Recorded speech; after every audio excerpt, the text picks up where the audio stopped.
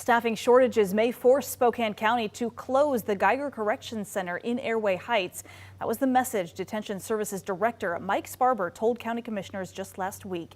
KREM 2's Mark Hanrahan obtained a video copy of that meeting. He's live in the studio tonight with just how dire this situation could be. Mark? Whitney, Sparber explained that situation very directly. They're losing staff, seeing more inmates, and there just aren't enough people stepping in to fill the vacancies. So if the trend continues, Geiger, one of the county's 2 detention facilities, he said, may be forced to close.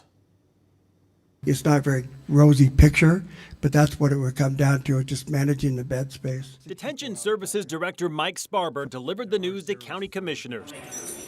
As inmate populations bounce back to pre-COVID numbers, the jail needs more officers. They're working tremendous amounts of overtime. But he explained there just aren't enough in the pipeline to offset the number of officers leaving their jobs. Staffing levels have dropped to an all-time low of 35 officers.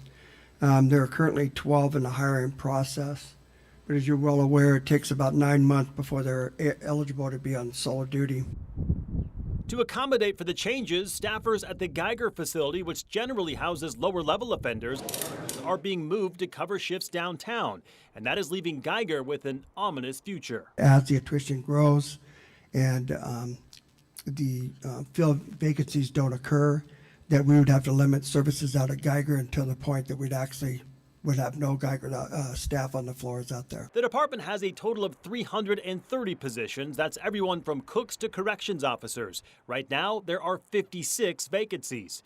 Even with the county offering $7,500 sign-on bonuses, they just aren't seeing the interest they used to. But I think what's really difficult right now is that we're more of a feeder for law enforcement. That's the county's Human Resources Director, Ashley Cameron. She explained the issue extends beyond just pay and bonuses. Rather, she said, they're losing people to burnout and other law enforcement agencies competing for workers. And that's where people want to be.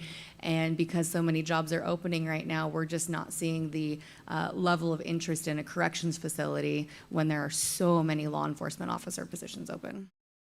What does this mean right now? Well, in the short term, if the trends continue, Sparber said they'd have to start cutting things like work crew at Geiger, and then different floors at that facility would eventually have to be shut down. 2 situations they're hoping to avoid, but they're now considering.